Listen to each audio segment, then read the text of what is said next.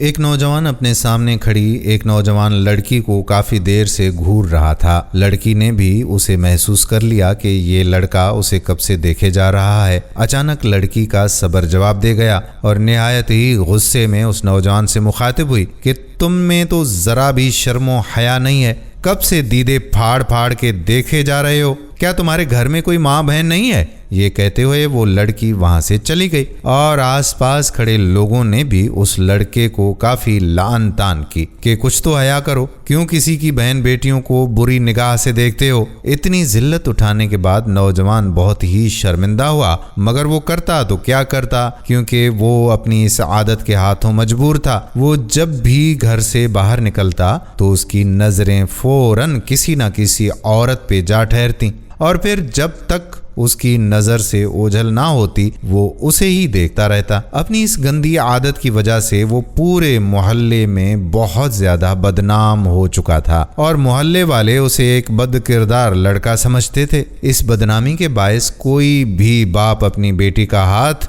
اسے دینے کو تیار نہ تھا۔ نوجوان نے بھی خود کو سدھارنے کی بہت کوشش کی، مگر اس کی ہر ایک کوشش ناکام رہی۔ ایک دن وہ اللہ کے ایک بزرگ کے پاس گیا اور اسے اپنا سارا مسئلہ سنایا اور اپنی اس پریشانی کا ذکر کیا کہ وہ جب بھی باہر جاتا ہے تو بازار میں عورتوں کو دیکھنے سے باز نہیں رہ پاتا۔ اس خراب عادت کو اب میں چھوڑنا چاہتا ہوں۔ اس نے بزرگ سے پوچھا کہ بابا جی مجھے بتائیں کہ میں ایسا کیا عمل کروں کہ میری یہ بری عادت چھوٹ جائے۔ بزرگ تھوڑی دیر سوچتے رہے، پھر پانی سے بھرا ہوا ایک گلاس منگوایا۔ اس نوجوان کو تھماتے ہوئے کہا کہ اس پانی سے بھرے ہوئے گلاس کو اپنے ہاتھ میں پکڑ کر پورے بازار کا چکر لگا کر آؤ، اور اس لڑکے کو تاکید کی کہ یاد رہے کہ اس میں سے ایک قطرہ بھی باہر نہ گرنے پائے۔ انہوں نے اپنے ایک شاگرد کو بھی اس کے ساتھ جانے کو کہا اور اسے حکم دیا کہ اگر گلاس سے پانی کا ایک قطرہ بھی چھلکے تو اس کو سرے عام جوتوں سے مارنا۔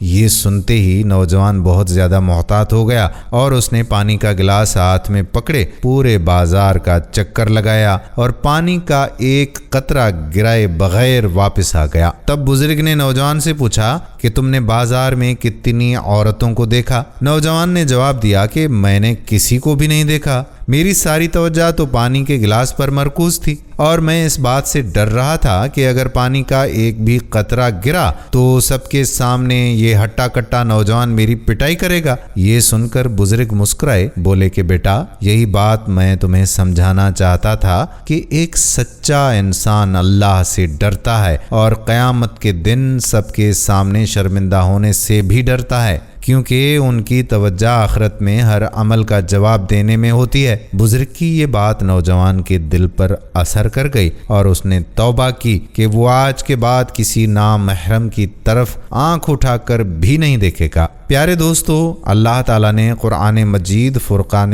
حمید میں ارشاد فرمایا کہ ایمان والوں سے کہو کہ اپنی نگاہوں کو نیچا رکھیں اور اپنی شرمگاہوں کی حفاظت کریں تاکہ وہ پاک رہیں، بے شک اللہ ہر چیز سے باخبر ہے جو یہ کرتے ہیں۔ اللہ سے دعا ہے کہ اللہ ہمیں ایمان کی طاقت دے اور ہم سب کو حرام چیزوں کی جانب سے دیکھنے سے بچائے، آمین۔ امید کرتے ہیں کہ ہماری آج کی ویڈیو آپ کو ضرور پسند آئی ہوگی اور اپنے دوستوں کے ساتھ اسے شیئر بھی کریں گے۔ آنے والی ویڈیو تک آپ کا اپنا میزبان قادر بخش کلہوڑو آپ سے اجازت چاہتا ہے۔ فی امان اللہ۔